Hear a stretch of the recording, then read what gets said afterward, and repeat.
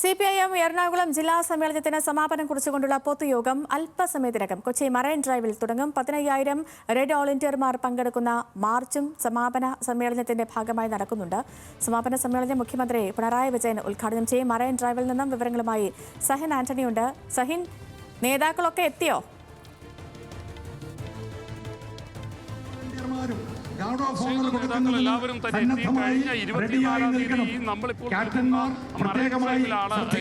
CPM Ernakulam ജില്ലാ സമ്മേളനത്തിന് തുടക്കം കുറിച്ചത്. അന്ന് വൈകുന്നേരം രാത്രി 6 മണിയോടുകൂടിയായിരുന്നു ഇവിടെ പതാക ഉയർന്നത്. പിന്നീട് 25, 26 ഇന്ന് 27-ാം തീയതി വരെ പൊതുയോഗങ്ങളും ഒപ്പം തന്നെ പ്രതിനിധി സമ്മേളനങ്ങളുമായിരുന്നു നടന്നത്. പ്രതിനിധി സമ്മേളനം 2 ദിവസമായിരുന്നു നീണ്ടുനിന്നത്. 2 ദിവസം തുടർച്ചയായ ചർച്ചയും ഒപ്പം തന്നെ അതിനുള്ള മറുപടിയും ഉണ്ടായിരുന്നു. ഇന്ന് രാവിലെ 9 മണിയോടുകൂടി കമ്മിറ്റിയെ തെരഞ്ഞെടുത്തു.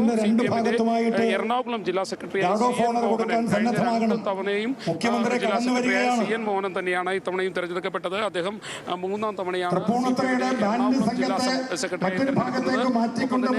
അദ്ദേഹം സംസ്ഥാന കമ്മിറ്റി അംഗം കൂടിയാണ്. 46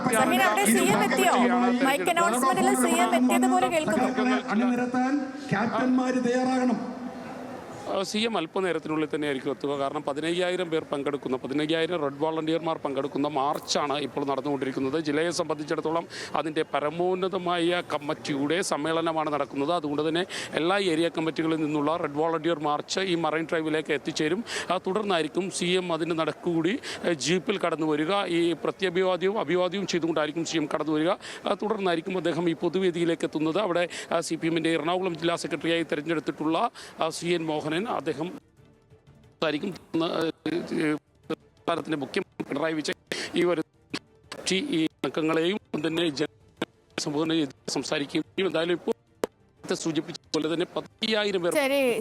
ശരി സഹിൻ, അവിടെ മുഖ്യമന്ത്രി പിണറായി വിജയൻ അല്പസമയത്തിനകം തന്നെ എത്തിച്ചേരും. CPM എറണാകുളം ജില്ലാ സമ്മേളനത്തിന് സമാപനം കുറിച്ചുകൊണ്ടുള്ള പൊതുയോഗം മറൈൻ ഡ്രൈവിൽ അല്പസമയത്തിനകം തന്നെ തുടക്കമാക്കും. വിവരങ്ങൾ നൽകുകയായിരുന്നു കൊച്ചിയിൽ നിന്ന് സഹിൻ ആന്റണി.